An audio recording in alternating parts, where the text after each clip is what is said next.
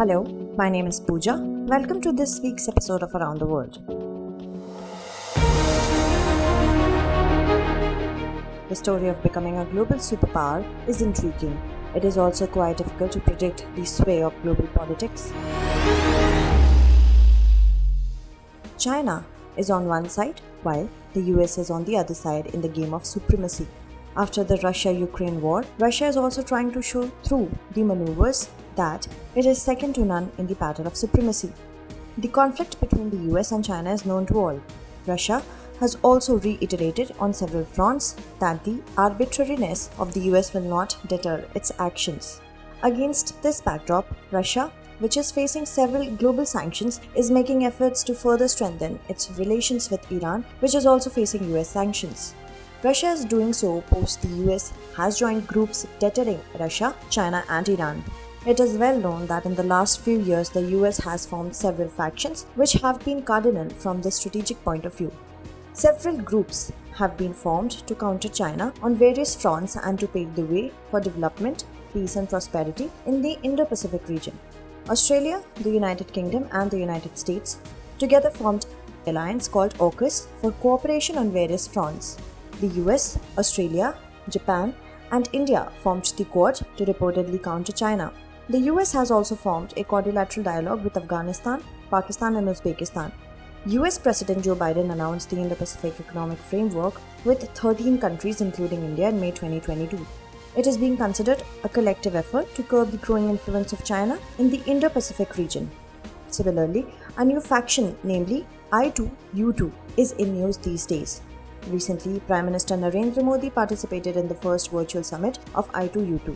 This summit took place during the recent visit of US President Joe Biden to the Middle East. This summit was hosted by Yair Lapid, the Prime Minister of Israel. A pertinent question arises at this juncture that when so many factions already existed, then why another new faction was formed? We will also discuss all the aspects related to this issue in today's story. First of all, let us know about I2U2. I2U2 is a group of 4 countries like Quad. In I2U2, I2 has been used for India and Israel, while U2 has been used for the US and UAE. This forum was formed in October 2021. This forum was called the International Forum for Economic Cooperation at the time of its establishment. It was formed to increase cooperation in various areas. The 6 areas of cooperation are water, energy, transport, space, health and food security. The vision and agenda of I2U2 are progressive and practical. I2U2 aims at innovating infrastructure, finding ways to lower carbon emissions in industry, improving public health, and promoting the development of emerging and green technologies. Moreover, the I2U2 member countries will also be able to coordinate in the Western Indian Ocean region owing to this forum.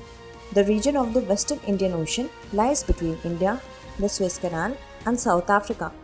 Bab el-Mandeb Strait and the Suez Canal, which act as sea crossings, lie in this region. Hence, this region is extremely important from a strategic point of view. Most of the sea routes around the world pass through this route. However, piracy, illegal smuggling of drugs and weapons as well as terrorism have been escalated in this region in recent years. In such a scenario, this region becomes important for the global energy network and needs to be protected. Various powerful nations are competing amongst themselves for establishing hegemony in this region. Military bases of China, Japan and France in Djibouti and Russia in Sudan add to regional competition in this region. Hence, the US intends to challenge China and Russia through a new faction. Therefore, Ahmed Al-Banna, UAE's ambassador to India, has termed I2U2 as the Quad of West Asia. The US seemed to be losing its credibility in the Middle East after withdrawing its forces from Afghanistan and pulling out of the Yemen war. Russia and China are making efforts to take advantage of this opportunity.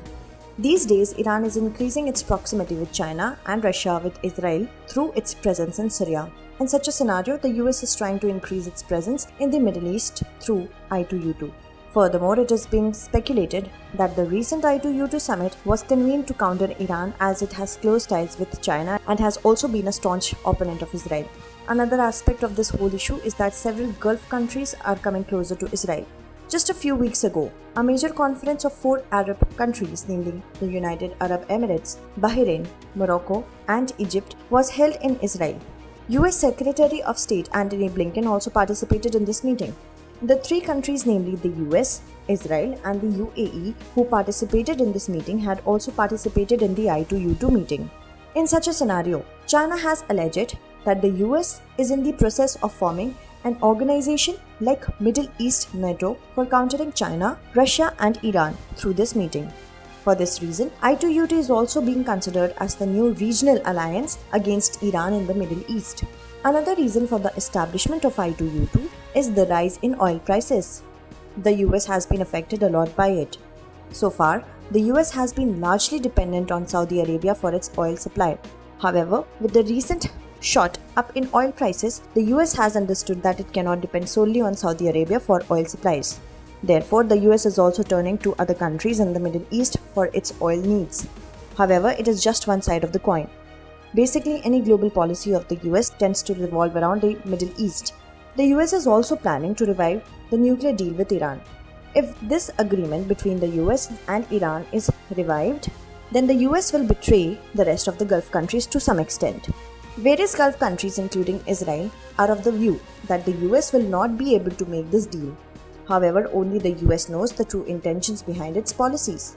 In the end, let us know where India stands on the whole issue. India has always adopted an independent foreign policy. India believes that it will not be a part of any one faction and will continue to join other groups as per its interest. For this reason, India has kept its relations very balanced with countries of the world amid China-US or Russia-US conflict. At present, India is becoming part of several international alliances like Quad, G20, IPEF, BRICS and I2U2. India had joined the Quad mainly for curbing the growing dominance of China in South Asia. India is also a member of BRICS. It was created as an economic alternative to the West. However, China is planning to make Iran a member of BRICS for using this faction against the US. Iran's inclination towards China is increasing continuously in search of a market. It is the matter of concern for India. India needs to be alert well in advance so that Iran's inclination towards China may not create a new hurdle for India. Both Iran and US are economically and strategically important for India. Furthermore, India should also be cautious that its relations with old allies like Russia and Iran should not get strained. While countering China, India had already made it clear in the I2U2 meeting that it only intends to carry out its economic activities in the Gulf countries and not to engage in any factionalism against any country. Let's now see the question based on today's story. I2U2 alliance will prove to be the Quad of the West Asia and NATO of the Middle East. Evaluate.